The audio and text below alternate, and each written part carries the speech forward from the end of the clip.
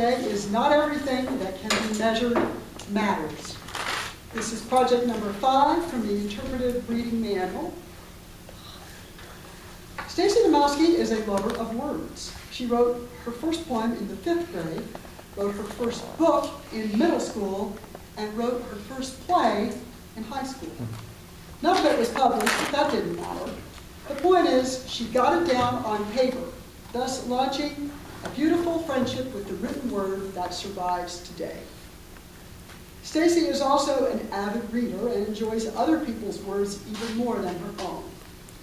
Being a baby boomer, Stacy has heard firsthand from the vantage point of a black and white TV crackling with static some of the most famous speeches in history. Everything from Martin Luther King's I Have a Dream speech to Richard Nixon being the first sitting president to resign via a television broadcast. But for Stacy, the best speeches are those composed by people who experience life every day in the trenches. But because these people are not necessarily famous, quite often their words fade once spoken, like a graffiti message etched on a park bench that the masses pass every day, but over time fail to notice. However, the message of these words hits closer to home more than anything a politician could ever spoon-feed us.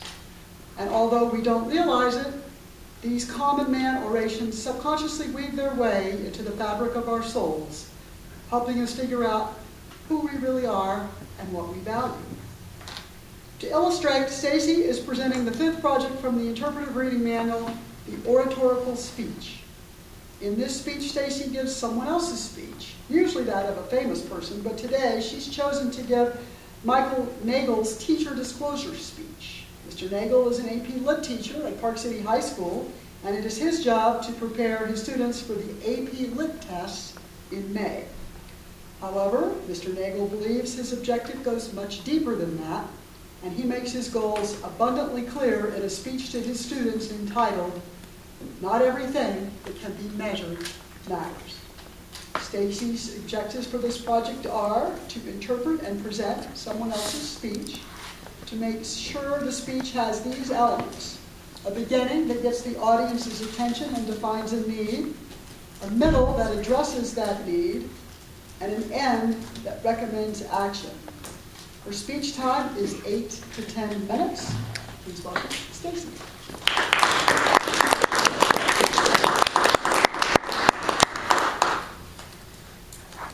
Welcome, students.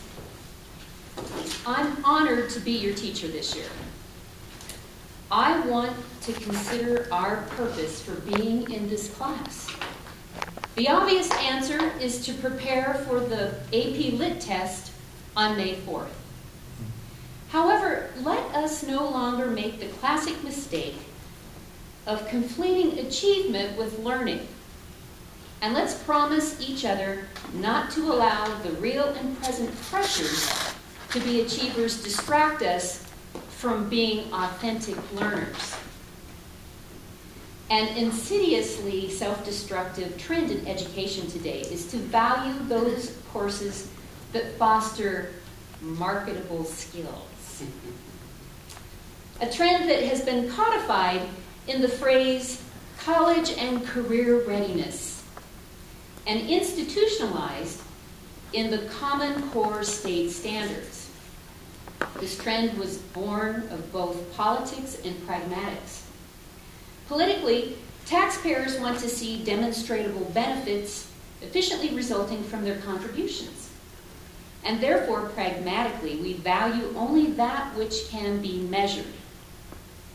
In education, the measurables are test scores, graduation rates, college readiness, and ultimately, employment and economic growth. In this myopic paradigm, many people believe literature, as well as fine arts and music, is of lesser value. So others, in a well-meaning rescue attempt, justify a publicly funded course in literature by claiming that it enhances students' creativity, analytical skills, and communication skills, all of which enhance a worker's marketability and economic utility. That is stupid. Not everything that can be measured matters, and not everything that matters can be measured. Job skills are the very least benefits to reading literature.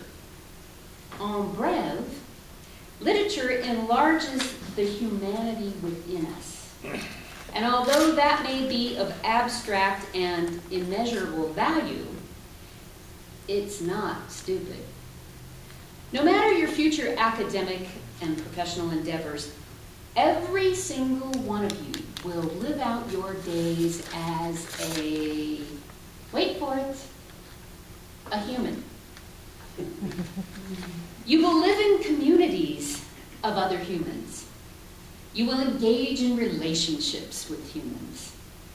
You will cast votes with material consequences for humans, and some of you may even procreate humans. I believe society, and especially your tiny corner of it, desperately needs to read poems, plays, and novels, whether or not the economy needs you to. As the year goes on, we will contemplate the immeasurable, but very real, benefits to reading literature. Rather than operate under the banner of college and career readiness, a more authentic guiding purpose for our literary studies is this: making meaning from the texts we read, which work is its own reward. Notice that I did not say we are going to uncover meaning. No, we are going to make meaning. It's an active process unique to each reader. When the world of text collides with the world of the individual reader, meaning is made. The best literature destabilizes us. Emotionally, ideologically, thank you. Intellectually, pushing us from our foundations of naive certainty, forcing us to reconsider, not necessarily reject, our preconceptions, beliefs, and understandings, transforming us fundamentally into a different human being than we were before. Has it ever happened to you? That's what we want from literature, but it requires work on our part. I would like to subdivide the work of making meaning into two categories of intellectual activity: analysis and reflection. By analysis, I mean the work that goes into describing and evaluating diction, devices, and other creative choices authors make. By reflection, I refer to the consideration of how we personally react to the text in our more natural state as a reader. There's an inherent tension between these two. Authors and poets and playwrights don't pen their words for scholars to analyze. Rather, they write to engage an audience. Our scholarly efforts to identify literature techniques and tropes the authors utilize to evoke emotional and philosophical reactions in their audience may disrupt our own personal, authentic, emotional, and philosophical engagement as a reader.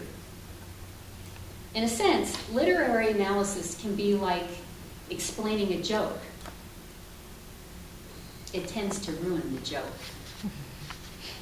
But the AP test is not going to ask you how you felt about a sonnet. Somehow we must become keen analysts without forfeiting the chance to reflect, to make personal connections to the stories and characters we encounter. One of my favorite poets, Billy Collins, former U.S. Poet Laureate, suggests this tension between analysis and reflection in this poem, Introduction to Poetry. And I quote, "I ask them to take a poem and hold it up to the light like a slide, or press an ear against its hive. I say, drop a mouse into a poem and watch him probe his way out. Or walk inside a poem's room and feel along the wall for the light. I want them to water ski across the surface of a poem, waving to the author's name on the shore. But all they want to do is tie a poem to the chair with a rope and torture a confession out of it. They begin beating it with a hose to find out what it really means. Like Collins, I want you to experience literature as a reader, reflecting on its meaning to you personally. But on May 4th, each of you will be given a few short passages to read, a rubber hose, and instructions to beat confessions out of them. Can we sail between Soleil and Charybdis? I believe that if we understand the difference between analysis and reflection, and if we're cognizant of when we're engaged in the one or the other, our work of analysis will enhance our work of reflection by revealing to us more of what's inside the words, between the words, and behind the words. To make meaning, reflection is priority, and analysis is simply a means to an end. I hope you will approach our class with these priorities in mind. If you do, you can only succeed on the AP test. But let that achievement be a byproduct of your authentic pursuit of meaningful reading. Humanity is counting on it. Madam Toastmaster.